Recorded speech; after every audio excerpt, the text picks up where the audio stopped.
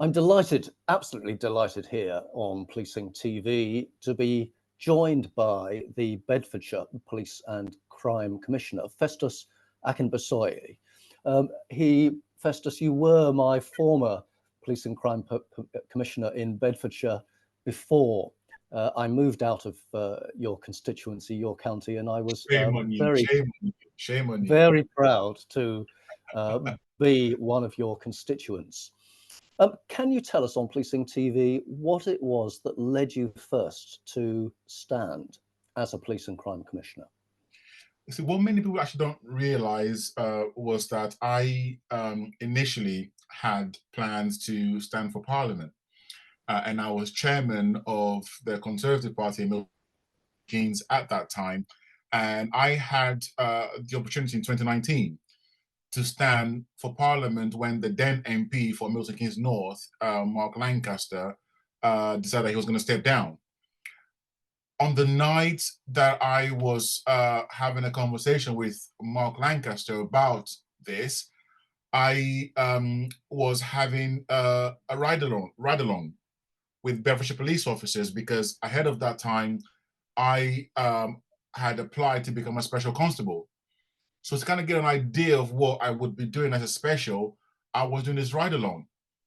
And it took about 30 minutes of me in the back of the police car to send a text to the deputy for Milton Keynes North that no, I think I've found what I really want to do in the public space, which is to serve as a police and crime commissioner. And a couple of years before that, I had been mentoring young offenders in prison in Oak Hill in Milton Keynes.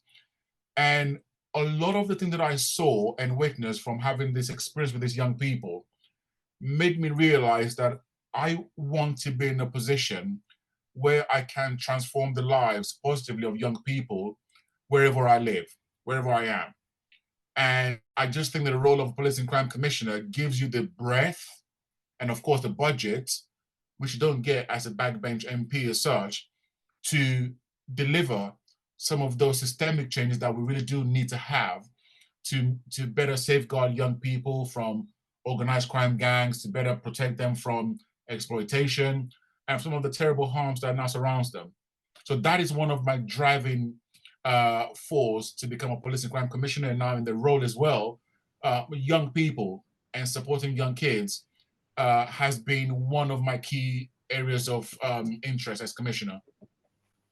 Well, let's explore in more detail what it is that you've achieved in your three and a half, I think, years as Police and Crime Commissioner. I would like first to pick up on your mention there of kids, vulnerable youngsters who are victims of crime in some way. I know, for example, that you work closely with the charity Embrace CVOC, the Embrace Child Victims of Crime, which is, I think, the only national charity also working in Bedfordshire that's solely focused on supporting children and young people who've been the victims of serious crimes and also their immediate families. So tell us about the work that you've done with those particularly vulnerable youngsters, and then we'll broaden it to the wider victims of crime. You know, it's astonishing, Bernard, the amount of horrendous things that young people in not just in Bedfordshire but nationwide experience growing up. And even though we talk a lot about serious youth violence, I often want to talk about serious adult negligence, because too many of our young people are being exposed to extremely traumatic things, usually in many cases domestic abuse in the home, violence, neglect, those kind of things, which then have a spillover effect into how these children then behave. And Embrace are an amazing organization. They've been funded on a multi-year basis for the first time in Bedfordshire by a police and crime commissioner to work with some of the most badly affected young people when it comes to crime.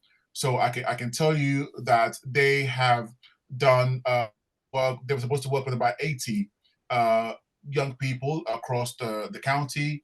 They are providing violence advocates for young people. They're providing counseling for these young people. They're providing trauma-informed engagement with these young people.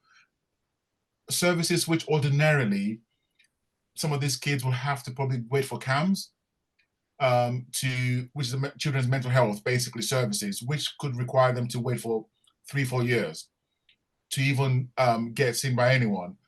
Because for me, these children are victims of crime. And whatever we can do to support them is what I'm happy to do. And I think that's something that's providing a huge relief for young people and, of course, their families as well in Bedfordshire.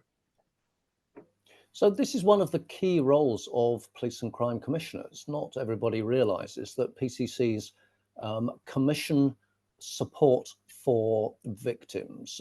You and indeed your PCC colleagues, I think just recently you opened up a fund of £200,000, inviting bids for charities, other agencies that wished to attract support from PCCs. And again, from memory, your Office of Police and Crime Commissioner in Bedfordshire has spent in excess of £1 million providing support to victim support services. So it's a very significant part of what PCCs do. And I think this is something that many people do not quite appreciate. I think the job title, which is Police and Crime Commissioner, makes people think that the job of police and crime commissioners, or PCCs for short, is just about police numbers. The role of police and crime commissioners is far bigger than just police officers alone, because it covers the whole gamut of the criminal justice system. You know, the scrutiny, the accountability, the partnership working around the courts, probation, the CPS, the Crown Prosecution Service, local authorities, voluntary organizations, the whole lot. And of course, the police, which is the bread and butter of what PCCs do. But an also important role that police and crime commissioners have, I mean, the title could actually be Police and Victims Commissioner. The role that police and crime commissioners have is around commissioning services for victims of crime, because you are the champion of victims in your area. So in my time, I've probably commissioned a good part of about £3 million worth of services for victims of crime. And all of it will be completely free to any victim of crime or someone who's been affected by crime who relies on those services. And we're talking about counseling, we're talking about therapy, we're talking about finding, even doing physical things like if left has been burgled. We have schemes where they can actually help you secure your home. If you're elderly, if you're vulnerable, we can fit ring doorbells for you, advise on lighting, all of those kind of things to help make people feel safer in their homes. So that the role of commissioners go way beyond just recruiting police officers, which I must say, we have got the highest ever number of police officers ever in the history of Bedfordshire Police, something I'm very, very proud of course. Well, there we are. So another aspect that you are proud of, because of